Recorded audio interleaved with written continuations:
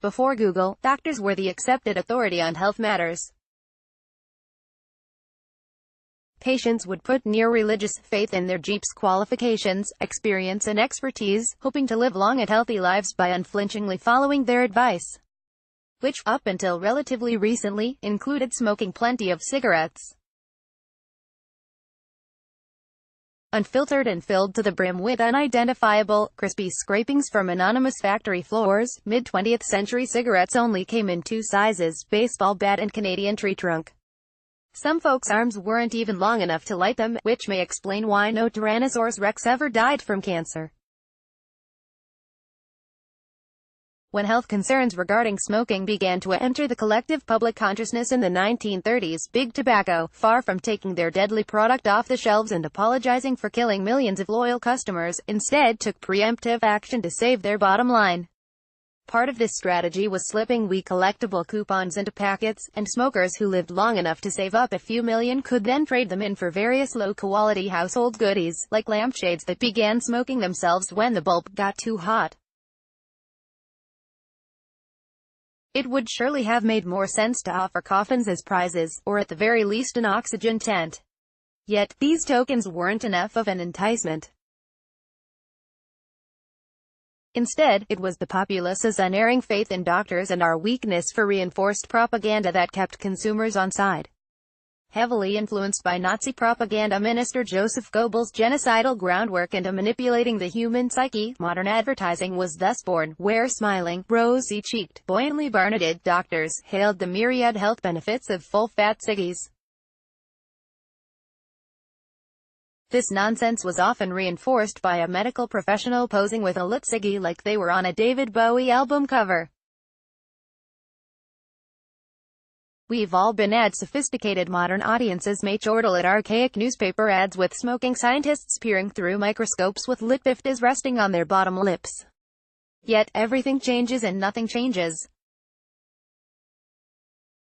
All that really exists in reality are mutations, both societal and biological, with Big Tobacco currently evolving their old strategy of health reality distortion with their mass production of cyborg fags, e-cigs. Latest panacea for nicotine addiction is now on track to outsell real ciggies by the end of 2023, with the heavily lobbied UK and Scottish governments now considering making e-cigarettes available on the NHS to wean smokers off the snout. A recent report published by the Science and Tech Select Committee has also urged a review to allow such prescriptions. Ever wonder why Japan Tobacco International and Imperial paid for presence at the recent SNP conference? Far be it from me to speculate on such matters. Perhaps e-cigarettes would already be available on the NHS were it not for the fact that medical licensing requires proof of any health benefits. It's notable that so far only one e-cig has been licensed by health authorities, Evoke, which is, entirely coincidentally, produced by those well-known devotees of the Stop Smoking Cuz British American Tobacco. False profit for Get Cancer charities. We may one day have to pass the collection tin around for British American Tobacco, BAT. The world's largest tobacco company moaned last week that it will miss its 2018 revenue goal of £1 billion from vaping products, lowering financial projections to piddling £900 million. BAT's e-cig sales may take a even bigger knock in the months to come, however, with a new experiment studying vaping and e-cigs highlighting how many of these sweet, fruity, mysterious liquids impair lung function. Even more damningly, these experiments, taking place upon some particularly unfortunate mice, showed that short-term exposure to e-cigarette vapor caused levels of inflammation similar, if not worse, to that caused by old-school chokers. The new study, published this month in the American Journal of Physiology, was carried out by scientists at the University of Athens. The condition of the e-cigarette groups in comparison with the cigarette group surprised the researchers, the journal concluded. Perhaps this will simply be viewed as collateral damage to Big Tobacco, just like the new generation of kids they've hooked on nicotine who have never even tried a cigarette. Or maybe I'm being too cynical and flavors such as Gummy Bear and Candy Crush are indeed intended for adults.